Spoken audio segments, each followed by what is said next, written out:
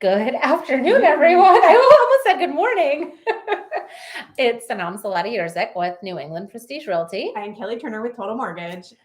And today, the market is we're in full force right now. And it's shifted. We've seen the shift. We're seeing the shift, whatever that shift means, Whatever right? it means. So today we're going to talk about the 3 mistakes that we're finding borrowers making in the spring market. Yeah.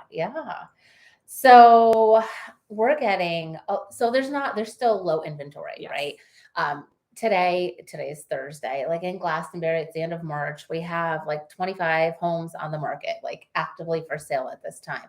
So we're still very, very low. And as new things hit the market, oftentimes buyers will ask me, well, what do the comps look like?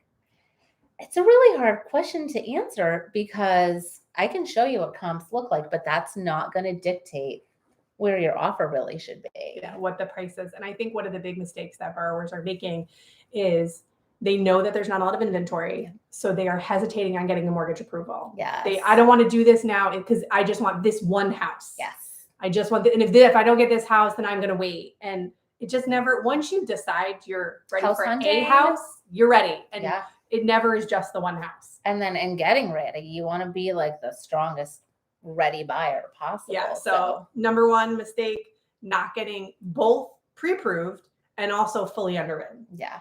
You want to do both those things. It's funny because I'll get clients new clients that are coming on. They're like, oh, I have a pre-qualification. And I'm like, we don't even look at pre-qualifications. That was a thing of the past, and it means nothing. It means nothing. Yeah. You want to have a fully underwritten approval where the seller knows that you have covered as many contingencies as possible. Yeah.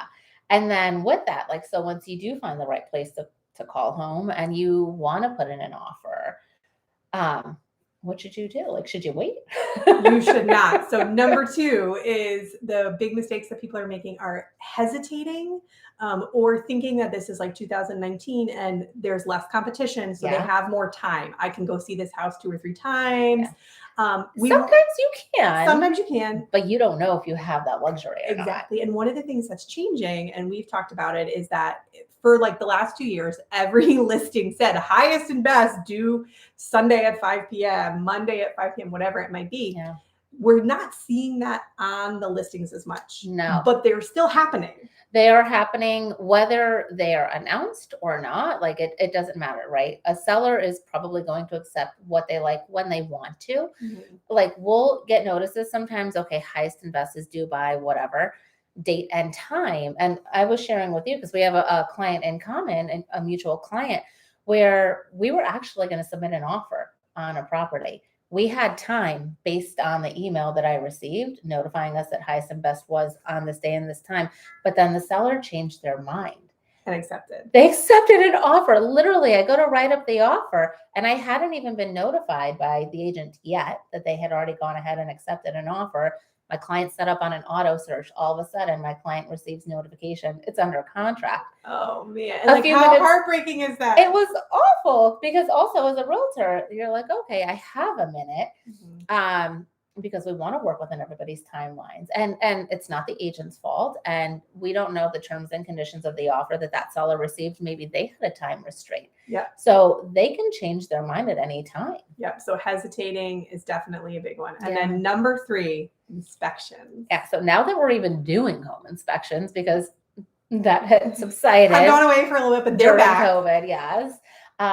Just coming back and asking the sellers to take care of things that are small things. You are buying a used house 99.9% of the time. And with a used house, it's not all going to be perfect. I'm telling you, with a brand new house, it's not all perfect either. So just asking for things. And, we have a writer. It's called an as-is writer. We use the contracts from our Greater Hartford Association of Realtors. And in there, it still allows buyers to conduct home inspections, but it's really for informational purposes only. So it's not to come back and say, hey, there's a tiny drip in your faucet. Can you please fix that? It is as is. It's, again, just to kind of prepare you for what you're moving into. And if there's something major or catastrophic, I always say we still want to go back and have that conversation rather than terminating. But for the most part, if it's an as-is writer, you should honor the as-is component. So Yeah. 3 things we're finding buyers do that are not necessarily helping. No. However, there are lots of ways to make your offer attractive. And Yeah. if you are interested in finding out more, get in contact with us. Yeah, we look forward to hearing from you. Thank you guys for watching. Thank and you. We'll see you soon.